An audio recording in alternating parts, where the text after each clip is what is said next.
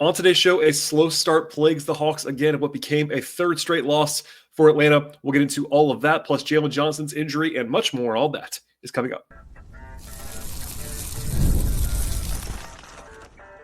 You are Locked On Hawks, your daily Atlanta Hawks podcast. Part of the Locked On Podcast Network. Your team every day.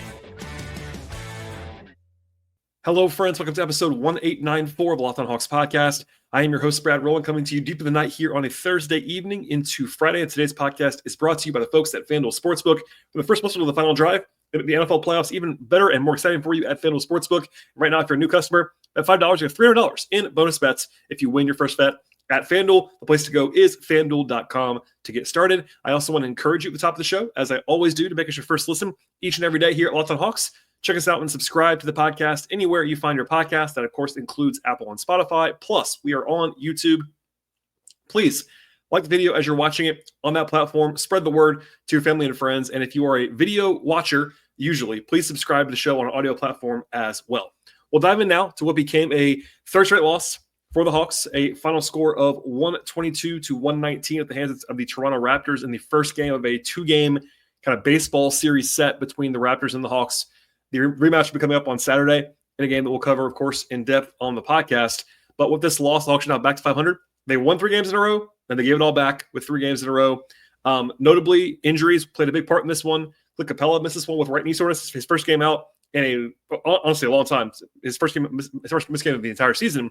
And I was told pregame that he suffered that injury when he crashed to the floor during the loss to Detroit on Wednesday. Still no Zachary Richey. And as I'll talk about even more later on, probably the single biggest thing that happened tonight was not about the actual game result. It was about Jalen Johnson leaving the game with a left shoulder issue in the second quarter. He was ruled out immediately, basically, with that. If you watched it play live, he went to the locker room right away. We don't know anything else beyond that. It's just, at the moment, a left shoulder injury. But that is notably not the shoulder that he's been dealing with the last couple of weeks. And I think that basically it's a major storyline, and everyone with the Hawks will be holding their breath now for an update going into the weekend because, simply put, the Hawks cannot afford to be without Jalen Johnson for any length of time. And that honestly showed a little bit in this game as well. To the game itself, I would say it was very similar to the loss against the Pistons, in which they were down by 17 points after about 15 minutes in this game. Just like the loss last night, they dug a big hole against Detroit. They dug a big hole tonight. And after that was over, the games were going back in the Hawks' favor. They played well in the final 3 quarters tonight, the final 2.5 quarters against the Pistons, etc. But the start did cost them. And I know there was always going to be a lot of focus on the ends of games, crunch time, what happens at the end of the games. And I always get to that on the podcast as well. And it'll come up later on in the show. Sometimes crunch time situations are kind of random and there's lots of variance. It's kind of just about shot making and execution. And that stuff matters. Don't get me wrong. It does matter. But I strongly believe the number one issue tonight in the game was the fact that the Hawks were down 17 points at the end of the first 15 minutes of this game. And they just can't, you have to expend a lot of energy to erase that deficit. And yeah, the Hawks were able to do that. So that's one thing. Like, it's still a frustrating loss because they were able to take the lead in the fourth quarter. I get all that. But you have to use energy. You have to overcome that. You got to put your foot to the floor basically the entire game when you're down big early. And, part of that might be why you lose the game at the end. So one more thing before we get to sort of the granular analysis of this game. And again, it was a frustrating loss, which I'll probably repeat several times on the show today. But the Hawks were 5-point favorites in this game at FanDuel. So they were favored in the game solidly, but nothing crazy. They lose Jalen Johnson in the second quarter. And if you told the odds makers ahead of the game that the Hawks would lose Jalen before halftime, the number would have gone down. The Hawks would have been a smaller favorite than they actually were in this one. And people were, after the game, and I get it, it's frustration and all of that, comparing this result to the terrible losses earlier in the year to Washington, to Portland, etc. And I really don't agree with that. Now, there's a point of nuance here. If you're not familiar with the podcast, I do try to give you nuance and context. And knowing that when I say stuff like this, it's going to anger some people, which is fine. But I like to give you what I think and be a little bit level-headed about this stuff. And I want to be very clear about this. I might even say it twice. The Hawks should have won this game. One more time. The Hawks should have won this game, and I am not saying otherwise. It's not an excuse. It's me analyzing, giving you the context and the nuance. The Hawks should have won this game. But it was a back-to-back for the Hawks. The Raptors were on full rest. the Raptors are a much better team now than they were when the Hawks saw them the first time in Toronto a few weeks ago. They're basically back to full health. They also just beat 3 playoff teams in a week. Like, they're a competitive team with their current roster. They're not good, but they're competitive. And there's a reason why the Hawks were only 5-point favorites before Jalen even went out of this game. Like, this is supposed to be a competitive game. It was a bad spot in some ways for the Hawks. So I know people are going to yell at me about this, but like, this is not a good loss. I won't tell you that it is. It's not like losing a game in which you're underdogs or whatever. I understand that. I just would not place it alongside some of the worst ones from the Hawks this year. If you told me the Hawks were going to lose this game this morning, I would have said, I'm not terribly surprised. I would have picked the Hawks to win. Again, the Hawks should have won this game, but I would not have fallen on the floor with a loss today. And that kind of tells you a little bit about what's going on, especially when you include the fact that Clint didn't play, Jalen was out by halftime, and all of that stuff. So as far as the game itself was concerned, I would say defense was the real problem in this one, especially early on in the game. And I mentioned the Hawks being down by 17 points after about 15 minutes of this game. The Raptors had 48 points in 15 minutes. 48 points, 15 minutes is really, really bad. And after that, it was fine, but it was really rough early on. Quinn Snyder, after the game, said the Hawks were, quote, a step slow, end quote, on defense at the beginning of the game, which I think was definitely on tape to some degree. You can argue about why. I had someone tell me in my mentions tonight that was like, the Hawks not taking the team seriously. This Hawks team is not really like that. I don't really think. Like, I understand some of that because they didn't start the game well today or yesterday, but I think it was more execution than anything else. But they had a 118 defensive rating in the game. That isn't good. They had a 129.6 defensive rating in the first quarter. So they allowed 1.3 points per possession in the first quarter and got down, by 17 points. And that was, again, for me, the biggest reason why they lost this game overall. Toronto ended up shooting very well. 58% from the field, 43% from three on tiny volume, 32 assists. They had 67% true shooting in the game. And honestly, that's the single biggest and most important stat that I would say in this game overall was the fact the Raptors made shots. And contrary to what that might sound like, the Hawks allowed them to take good shots too. Now, they probably shot the ball a little bit better than you would expect, but the Raptors did a good job and the Hawks were poor defensively at times.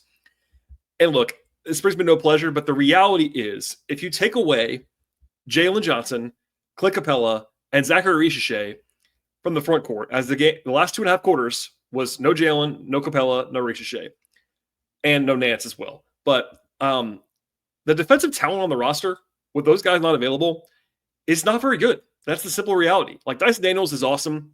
Don't get me wrong. He's an incredible defender. For me, he's first team all defense this year. He's been awesome. And Okongwu is solid. But after that, that's kind of it. Like, DeAndre Hunter is okay. He's solid enough. Trey is Trey. Vit Krejci is, again, solid enough. But you're playing David Roddy. You're playing Dom Barlow. You're playing Bogey. You're playing Garrison Matthews. Like, it's not a good defensive team without those guys available. And that kind of showed through a little bit at times in this game, too. They did well to force 20 turnovers, did the Hawks in this one. They ended up, having something like 11 steals in the game. That was they were at least active and ball hawking in this game. But and everybody well, but they did allow one big offensive rebound in the fourth quarter. They definitely bit them a little bit.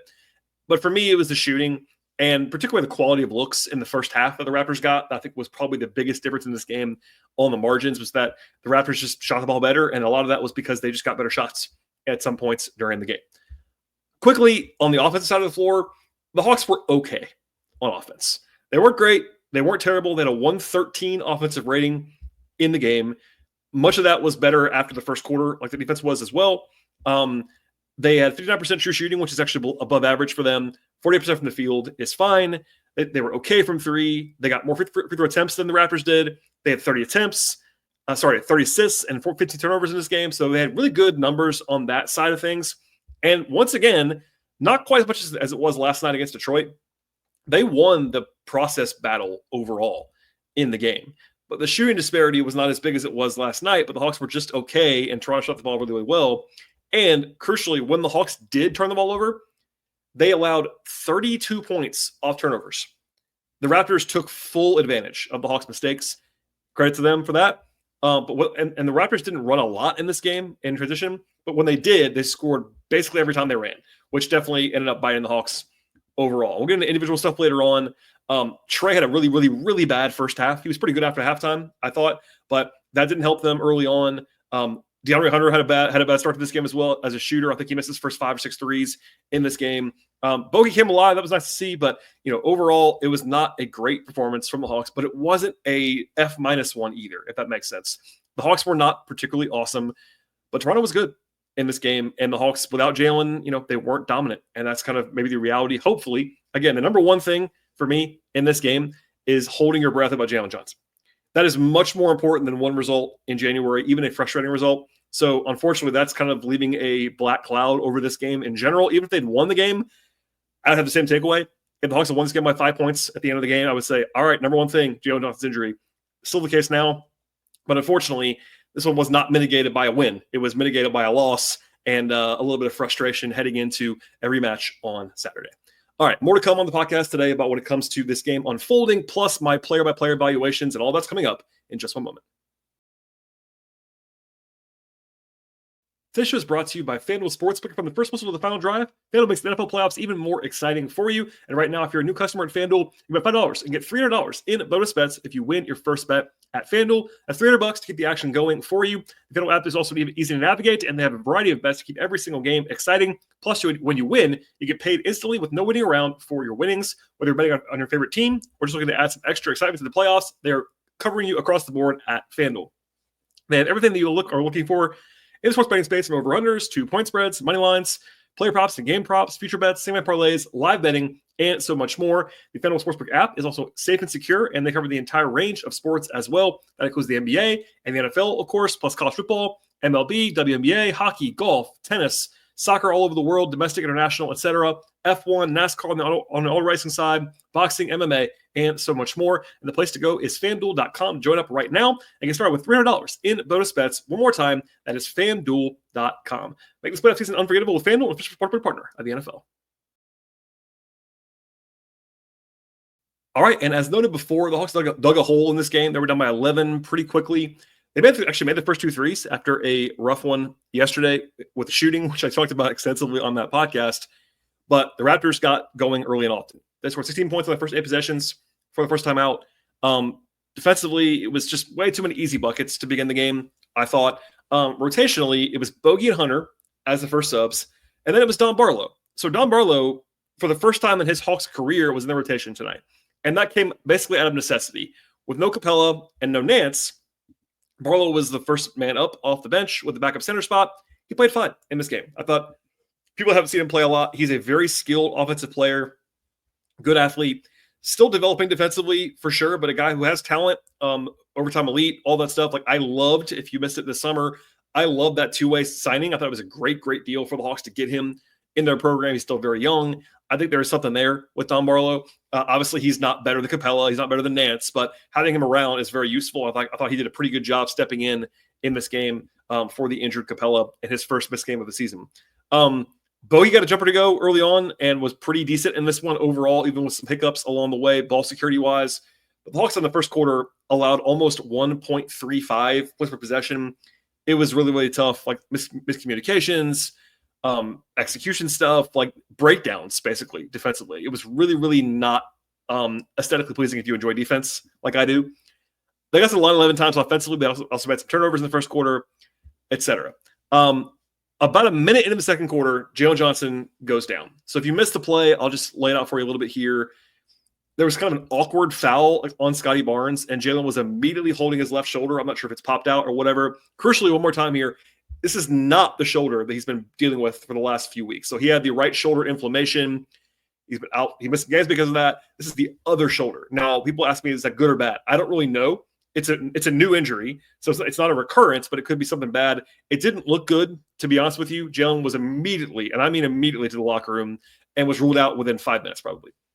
So that's not great. It's a left shoulder injury. It could be any number of, I'm not going to speculate. It could be any number of things. Hopefully it is a harmless thing. He'll be back soon, but it could be bad. So we'll see how that goes. And a massive, massive, massive storm cloud hovering above the Hawks until we get the news on that. Johnson going out when he did was pretty disastrous. There was a look, without Jalen, Okongwu, and Capela on the court at times, it was not going to get stops. Like, Barlow is a talented guy, but not a great defensive anchor. Like, Barlow Hunter front court with at least one of Bogey and Garrison is just not going to work defensively. There was a lineup in this game with Barlow, and basically it was Barlow and the poor defenders: Barlow, Roddy, Trey, Garrison, and Bogey, which is about as bad of a defensive lineup as you're going to see, personnel wise. Not anybody's fault. It's just what they were kind of left with, given all the injuries. But that was I kind of wanted to flag that one a little bit because it was pretty rough. Anyway, they did have a nice run at the end of the first half, a 12-2 push. They finally got some stops in that run. Dyson had a nice 3 to cap it. Barlow hit a 3 late in the half. It was kind of fun to see. And they were down by 6 at halftime despite the rough start. Dyson had a great first half with 15 points. Actually had a new career high with a 15-point first half offensively. But then, of course, they had a 9-2 run given up to begin the third quarter, and they were down by 13 again. So some of that work cutting the lead in half or more before the halftime break was given back in a hurry, and then they had to go do it again, which, again, allows you to kind of have to play hard and expend a lot of energy to get back in the game. Not a great formula along the way. They did try David Roddy in the third quarter with Jalen out. They also had Trey come out of the game early and then come back quickly and kind of anchor that second unit. My thoughts on Roddy are well documented. Very nice guy. I like David Roddy. He's not been good this season, but they were +3 in his minutes. He didn't kill them. Defensively, it's rough, but that's kind of what it is on David Roddy. But defensive issues in the third quarter still. The Raptors made 2/3 of their shots in that period, but the offense was better. Trey, after like I said before, was honestly a pretty terrible first half by his standards, was really good after halftime. And the Hawks had their big run in the fourth quarter. So a 15-2 lead mid-quarter to actually take a lead with 6 minutes to go. In that run, there was a good challenge by Quinn and Brittany Donaldson, who's the challenge expert on the bench for the Hawks. Hunter got called for a very weird, bad, late call foul that was challenged by Quinn. They won it, got the ball back. Hunter made a big 3 and actually made a pretty sarcastic celebration because he had missed 15 consecutive threes dating back to last night until that one that he made.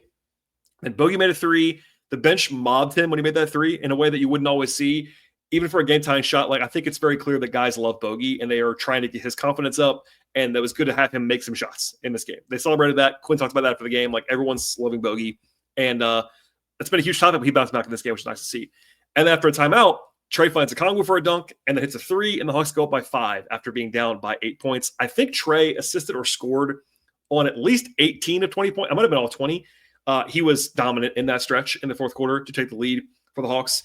And this is part of why people were mad about this game. The Hawks were up 5 or 6 points in the fourth. And when you do that, throw the context out the window, you're supposed to win. And I get it. I'm actually on that side. You still have to win the game, and they didn't do it. Couple of back-to-back things here. There was a brutal possession in which the Hawks missed a layup and then 2 more tip-in chances in a row that could have put them up by, I think that was 7 or 8 points. And then Toronto hit a 3 on the next possession after Hunter got a technical foul. So that was a 5-6 point swing. Tough one there. Hunter did make a 3 after that.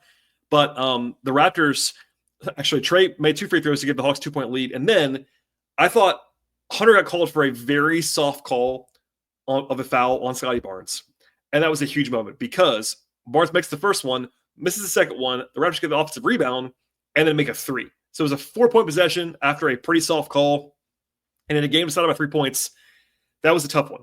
For sure, especially at home, to have that go against you and then not get the rebound and all of that. That was a big, big swing that shouldn't be forgotten in this game, and part of why the Hawks were not able to get this one over the finish line at the end. But then the big story late, honestly, after Dyson made a floater, the Hawks just couldn't make a shot down the stretch. Now, Bogey had a 3 in the air for the lead. When it was tied, then he missed. It was a great look at the rim. And then they got some stops, but then Trey and Dyson missed jump shots. After that, Dyson's was wide open. He just missed it badly. Then Bogey did make a left-handed kind of floater. That was the only time they made a shot in the final couple minutes of this one. Down by 1, the Hawks got to stop, importantly, on Scotty Barnes. So they get the ball back, the shot clock's off. Trey gets a pretty good look at a step-back 3 and misses it. He probably did not need a 3 there, which people asking about. I didn't hate the shot, and neither did Quinn, by the way. Post-game, Quinn basically said they had 2 good chances at shots. He seemed to be totally okay with the process. I don't love the Trey shot there down by 1, but it wasn't a bad look. If it had been forced or contested, I would have hated it, but it was open. And that's a shot he takes all the time. I was okay with it. I understand not being okay with it, but I thought it was all right in that moment. And then Hunter, actually a great tip by Dyson Daniels off the rebound. Hunter gets the ball. I think Barnes might have got a piece of it on the way up, but just kind of misses like a 4-footer that would have given the lead. And then after that, they have to foul because they don't score there. And they do foul. They foul Jakob Poeltl, who's a good guy, probably the right guy to foul for the Raptors. Poeltl is shooting something like 65% from the free throw line this year. But of course, he makes both. Tough scene there for the Hawks. So he does that, puts Atlanta down by 3 with 2.7 seconds to go. Then the first time they tried to get the ball in, they failed to. Had to call the last time out that they had. And the second time, they had to give it to Okongwu, who basically just heaved the ball up at the rim in non-competitive fashion. So, 2 things here. The Hawks missed 6 of their last 7 shots in the fourth quarter and 10 of their last 12 shots from the field. That's the game. So, I mentioned earlier, there's variance in late game situations. It's not satisfying, but it just kind of is what it is. And that's part of why I have a hard time getting too worked up about that as the reason why the Hawks lost the game. For me, the Hawks lost the game in the first quarter plus. That's where the Hawks lost the game. But they also didn't make shots at the end of the game. So that's both can be true at the same time. Both are true in this case. It was frustrating, to be sure. Also, people were asking why Kong was on the court at the end of the game. Reasonable question, down by 3. Teams tend to like to have a screener on the court, and he was that option for them. Now, would playing Garrison or Veet have been better there? Maybe, for sure. They're better shooters. But it's not abnormal to see a big on the court, especially one that can shoot a 3 if he has to. But nothing really popped open. Quinn said after the game that Bogey was open for a split second on one of the replays that they thought, and then there was a nice switch by the Raptors. I will hat tip this to my friend Glenn Willis. If you watch the plays back, Toronto just plays it great. I mean, you got to give credit to them. They played great defense. They switched everything. They were really flying around on those possessions, and the Hawks just couldn't get anything going. So, you can criticize Quinn for not getting a good look there. That's fine. Obviously, ideally, you want to get a good look. It just didn't happen, and it ends up being a heave and a tough way to lose this one for sure. But, one more time here, I believe the bigger culprit to the loss was the beginning of the game rather than the end. But I understand that I will not be unanimous on that one for sure. All right, more to come in a second about the individual player stuff in this contest. But first, a word from our partners on the show.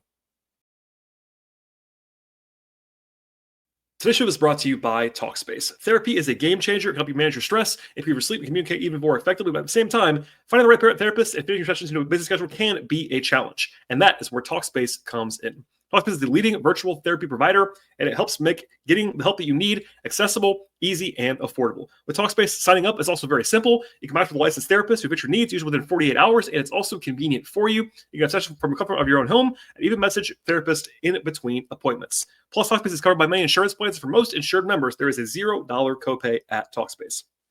It's never been easier to prioritize your mental health. As a listener to the Locked On Hawks podcast, you also get $80 off your first month with Talkspace when you go to Talkspace.com/LockedOnNBA and enter the promo code SPACE80. To match with a licensed therapist right now today, go to Talkspace.com/LockedOnNBA, use that promo code SPACE80, get $80 off your first month, and show your support for the podcast as well. One more time, the place to go is Talkspace.com/LockedOnNBA and use promo code SPACE80. All right, we'll dive in now to the player stuff in this game. As a reminder, Clint Capela out with a knee thing in this one, as I said before on the podcast. Hopefully that's a short-term thing. Quinn gave an answer that was not terribly descriptive, but he did say hopefully he's not out too long. It is soreness or a bruise or something like that. So it's not like it's like a tear or anything like that. Hopefully he is back shortly because they do need him, especially defensively, and maybe without Jalen in the near future. We'll see on that front. Plus, no Shea still with the adductor strain, and Larry Nance with the right hand injury after the surgery. So short-handed there. As for guys who did play, everyone who was active for Atlanta played. Now, I've done this a lot recently. I don't really know why they didn't call up some of the G League guys in this game once Clint was ruled out, especially someone like Mogay, who has been in the G League pretty much all year. And there you go. Daquan Plowden, too. They could have played a little bit of him at power forward maybe in this one, but they didn't. Those guys played in the G League tonight. And TBD, I will say, if, and this is a big if Shea, Capela, and Johnson are all out on Saturday, they have to, in my mind, call up at least Plowden, if not Plowden and Gay. They just need to have more guys available in the front court. We'll see. Anyway, David Roddy, 7 minutes, 2 points, +3, 2 rebounds, and an assist. He wasn't particularly good. He did get to the line twice. He is skilled offensively. Defensively gives a lot back, but they were okay when he played. So They stole some minutes there, and he wasn't going to play except for the injury to Jalen, so it's like not a terribly bothersome thing for me. Garrison, 11 minutes, 0-3 from the floor, 3 rebounds and an assist. He was not particularly good in this one and did not play as much as he has been playing in recent days because of that, and also because Bogey was pretty good. So that kind of took away some of the focus from Garrison, I would say. Dom Barlow, again, his first minutes ever really for the rotation for the Hawks since he got here. 11 points, 2 rebounds, 2 steals, an assist, and 17 minutes for Dom, 3 of 5 on 2s, 1 of 1 on 3s. Very skilled offensive player. He's kind of a tough case because he's more of a 5 on offense and a 4 on defense, which is a tough back and forth. And right now he has to play the 5 on defense in Atlanta because it's kind of the only reason why he was playing tonight. But Quinn said pregame, postgame that they have confidence in him. I think he's a very reasonable 3rd or 4th center on a team right now. And he'll be tested if Capela's out again, but I thought he gave them pretty good minutes in a tough spot for him. Hunter, 31 minutes, 8 points, 2 rebounds, 2 assists, 2 turnovers, 4 fouls, -1. He was 1 of 3 on 2s and 2 of 8 on 3s. I believe he missed 15 straight threes coming into the fourth quarter tonight, basically, but he did make 2 of his last 3 in the game. He was not very good, Hunter, but he obviously has to play more. I actually wonder if they will start him if Jalen can't go on Saturday. They had not wanted to do that, but Hunter played 32 minutes off the bench in this game, so he's kind of it at power forward right now if Jalen's out, and we'll come back to that later on. But it was not a good Hunter game overall. Bogey bounced back. So to be clear, Bogey was not great in the floor game in this one. He had some mistakes. He had 3 turnovers. Defensively, it was a bit of an adventure, but he did make shots. My friend Kevin Chenard kind of called a shot here a little bit about Bogey breaking out of it a little bit tonight. 23 points to lead the Hawks in scoring, actually. He was 5 of 7 on 2s. I mentioned on the show this week, actually, that one thing that I've noticed with Bogey not having a lot of juice is that he's not taking a lot of 2s, and he took 7 in this game. Not, you don't always want to take a ton of those, but he's at least willing to drive, which was nice to see in this one. Also hit 3 threes, 4 free throws. He was effective, and it's one game, but that's big. He's going to have to. He's been so brutal for about a week and a half now. To have him get going a little bit here is important for the future, even in a loss for the Hawks. To the starters, Jalen Johnson, as I mentioned before, left the game in the second quarter. This is not the important part. Jalen was not very good before he left the game. In fact, he was really struggling, I thought, in the first quarter plus. 3 points in 11 minutes. Like, I don't really care about that in the long term. The injury stuff is more important, but he was not particularly good when he was playing. But just done that quickly. V. Krejci, 13 points, 2 rebounds, 2 assists, 2 steals. He was 2 of 3 on 2s, 3 of 7 from 3. I thought V played pretty well, honestly. They kind of went to Bogey more than him late, which was okay because Bogey had it going a little bit, but I thought V was pretty good in his own right. Okongwu, 19 points, 12 rebounds, 4 assists, 2 steals, and a block. He was very solid in this one. Not incredible, but very, very solid. -6, but that was kind of what starters were in this game. I thought he did his job, especially once he settled in. The beginning of the game, he was not good defensively at the beginning of the game, but nobody was, to be honest. So not a huge surprise, but I thought he was very solid across the board. Dyson Daniels was really good in this one, especially in the first half. 22 points, 8 rebounds, 5 assists, 4 steals. He now has the second most stocks, which is steals plus blocks in the NBA, behind only Victor Wembanyama, who is blocking like 8 shots a game or something like that this year. But anyway, Dyson's been having a great season, and he was really good in this game as well. The score's been up for Dyson in recent days. He's been giving them a lot of juice, and they kind of need that from him. He's now scored 20-plus in 3 straight games, 18-plus in 4 of the last 5. So, impressive stuff from Dyson as a scorer, attacking, and keeping him in aggressive mode offensively is very, very big for the Hawks. And then Trae Young, weird game for Trae. He was bad in the first half. Like, I don't want to give – there's obviously nuance here usually, but he had a very, very rough half by his standards in the first half. Second half is really good, actually. He was pretty dominant for much of the second half. At the end, he missed a couple shots. Process-wise, it was okay with me, but he didn't execute perfectly at the end of the game, so that's notable too. But 18 points, 13 assists. Overall, when you factor in the first half, it was a below-average Trae game for sure, but I thought he was pretty good late, and, it is what it is. He was 5 of 11 on 2s, 2 away from 3. Didn't have a great shooting night at all, but he was better after halftime, but still not a good Trae game overall. And we'll leave it there for now. So the Hawks do have a rematch here against the Raptors on Saturday. Normally, I would say it's a juicy spot because you'll have full rest, no travel, you're better than the Raptors, but the injury thing is going to hover over this one. So we'll see about Jalen. We'll see about Clint. We'll see about Ricochet. If none of those guys play, it's tough sledding. Not that they can't win the game, but I'm thinking more about the future. if Jalen's out for a while, like it's not a roster set up to be without Jalen. We've been over that a number of times on the podcast, but the Hawks have pretty dire numbers without Jalen on the court this year.